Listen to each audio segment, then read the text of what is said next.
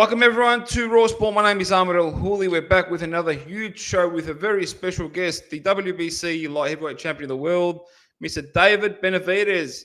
How are you, sir? How's things? I'm doing good, man. I'm excited. We got this big fight November 22nd against Anthony Yarde. It's going to be a big card, and there's some very exciting. Absolutely, man. Let's get straight into it. Your next defense is against Anthony Yarde in November in Riyadh. What's your mindset heading into this big showdown? So my mindset is like how my mindset is for every fight. I know I got a great fighter coming to perform. I know Anthony Yarde. He knows that this is going to be a big fight for him. This is probably going to be the last. This is his third time attempting a world title. So I know he's going to come in extremely ready. So me myself, I'm working extremely hard, and I'm very excited. Because I know on this side of the street there's going to be a lot of big fights to be made happen. And like I said, I've been asking. Well, not even asking. I've earned my shot to fight for the titles, and I've earned my shot to get a big fight. So that's exactly what the next step is after Anthony Yarde. Yarde's on a 4-fight win streak and has come close to the top before. What do you believe are his strengths as a challenger, and how do you plan to neutralize them? He definitely has a lot of strengths. He has a good left hook. He has good speed. He has good power. He has good defense. And he has a lot of experience. He's been in there with some great fighters. He's been in there with Artur Beterbiev. He's also been in there with Sergey Kovalev. He has losses to both of them, but, it's still experience on his end. But, I plan on neutralizing him just with being myself, throwing tremendous pressure, great body shots, and like I said, he's willing to go to war, so let's get the fans what they want to see. This will be your first title defense since becoming a full WBC champion. Yeah. How important is this for you, David, to make a statement in Riyadh? It's really important for me to make a statement in Riyadh because, like I said, man, I want to be the next pay-per-view, the pay-per-view star. I want to be that next fighter that takes over the sport of boxing. And the way I do that is with big performances, good knockouts, and great fights, and that's exactly what I intend on doing. A win here puts you back in line for undisputed contention. Maybe even Bivol. What are your thoughts? How do you mentally prepare for the day after Yarde, or do you at all, or do you just focus on Yarde? Yeah. So right now, man, I'm just focused on Yarde. I've been trying to get these big opportunities for a long time. The opportunity with Canelo didn't happen. The opportunity with Bivol's not happening. So right now, I just, at the end of the day, I just worry about the opponent in front of me, and then we'll figure out what happens, after the fight. But right now, we got a good opponent in front of us, Anthony Yarde, and we're going to give it a tremendous fight. You made two great points there, Bivol and Canelo. There seems to be this avoidance of David Benavidez. Why do you think so? Because everybody knows that I'm coming 100% ready.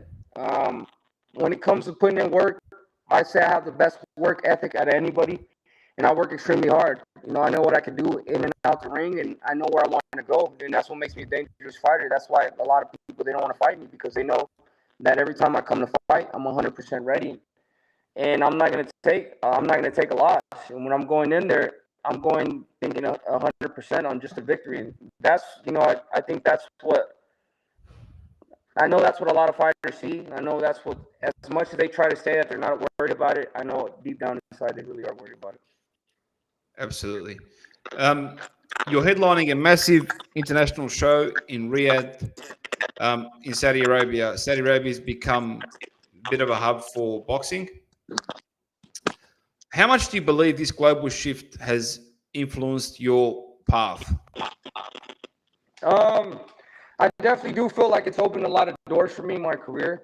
Like I said, we got a lot of big fighters on this side of the street, and we got Bivol, we got Artur Beterbiev, and then Canelo's on this side. So, there's a lot of big fights on this side. Like I said, and Turkey Al-Shiki's paying everybody a lot of some good money. So it's going to be hard for the fighters to turn the fights down. You know what I mean? So, like I said, I'm just staying focused, staying motivated, working hard, and I'm going to continue to win and be who I am. Beterbiev has been put on your undercard. Is that a preset for what's to come? To be honest with you, I know as much as you know. You know what I mean? Like I said, I don't know what Turkey Al Sheikh has planned. I don't know if that fight Beterbiev is going to be on our card. I keep seeing it. I don't know how true it is, but if that's what it is, then like I said, I'm 100% ready for it. You know, I'm not going to duck or dodge nobody. If that's what they want to do after, then that's what we're going to do after. David, you do a lot during boxing. I mean, boxing is your whole life. But what's life outside boxing look like for David Benavidez? Life outside of boxing, honestly, is just my kids, my wife. You know, I'm just being the best version of myself. And you know, I revolve my whole life around boxing. You know, so it's strictly boxing, and then coming back home and then being a father to my kids and being a husband to my wife, and then the next day back in the gym. Growing up, you were surrounded by some great champions. You sparred many big names coming up. What's one thing that you learned from these great champions? Well, from what I learned from the great champions, just being close to them, I was able to see the type of stuff they're working on.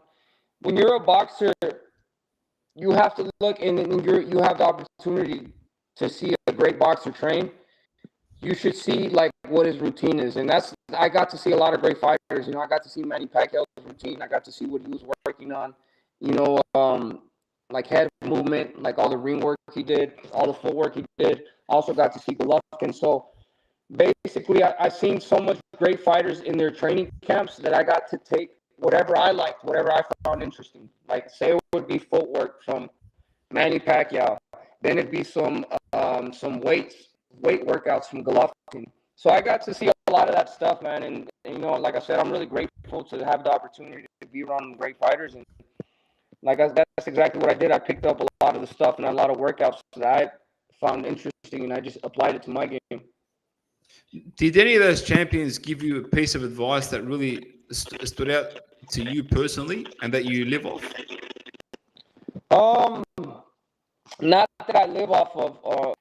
A lot of them gave me pieces of advice, but like I said, what I did, I took something from everybody. I took something from here, something from there, something from over there, and I just kind of, you know, applied it to my own game. And the one fighter I say was, you know, extremely nice, and you know, he was a great guy, and you know, I kind of like, I really looked up to him a lot. And I felt like he was a great example of what a man should represent, and it was Gennady Golovkin. You know what I mean? He was, I really looked up to him a lot, and you know, I took a lot of things that he did in his personal life, and I applied it to my own life. So I'd probably say that Golovkin was probably one of the most influential person to me in my boxing career. And growing up, who was that one fighter that you idolized? There was a lot of fighters, man. The one I probably idolized more than everybody was probably Roy Jones Jr. Just because you know how great of a fighter he was. But you know, I love Roy Jones Jr. I love Oscar De La Hoya, Manny Pacquiao, Marco Antonio Barrera, Sugar Ray Leonard, all the greats. You know, I was big fans of all of them guys. And David, finally, where does this journey end? And David's a happy man. He'd go off into the sunset. What's the ending look like for David Benavidez?